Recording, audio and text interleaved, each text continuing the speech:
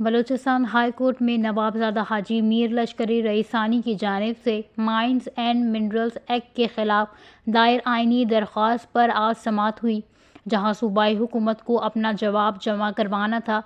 سماعت کے دوران درخواست گزار کے وکیل نے موقف اختیار کیا کہ حکومت بلوچستان نے اس معاملے پر ایک کمیٹی تشکیل دی ہے، جس میں اپوزیشن جماعتوں اور درخواست گزار کو اپنی تجاویز پیش کرنے کی دعوت دی گئی ہے۔ وکیل کے مطابق حکومت نے ایک ٹیکنیکل ٹیم بنانے کی تجویز بھی دی ہے۔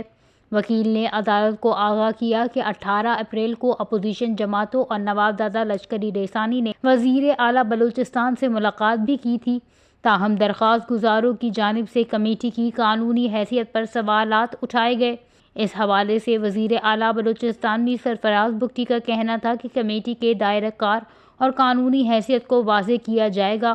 درخواست گزار کے وکیل نے مزید کہا کہ انہیں کسی کی نیت پر شک نہیں اور نہ ہی معاملے میں جلد بازی ہے، تاہم وہ کسی بھی کمیٹی کا حصہ نہیں بنیں گے اور کیس کو عدالت میں قانونی طور پر لڑیں گے۔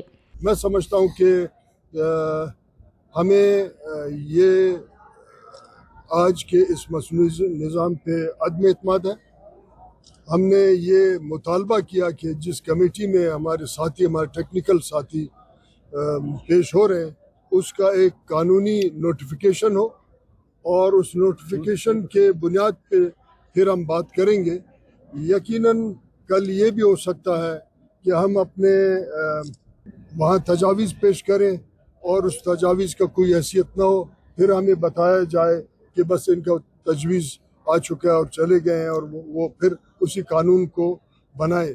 توقع یہ رکھتے ہیں کہ اگر کمیٹی یا صوبائی اسمبلی سے بلوچستان کے عام لوگوں کو انصاف نہ ملے اور یہ قانون میں امینڈ بلوچستان کے لوگوں کے حوالے سے نہ ہو، پھر یہ ہمیں تھوڑا سا توقع ہے کہ ہم پھر اسی کو کنٹیسٹ کریں گے پاکستان کے ہر فورم پہ۔ دوسری جانب نوابزادہ لشکری رئیسانی رحیم زیارتبال اور نصر اللہ زیری نے موجودہ حکومت پر عدم اعتماد کا اظہار کرتے ہوئے کہا کہ وہ صرف قانونی نوٹیفیکیشن کی بنیاد پر بات کریں گے۔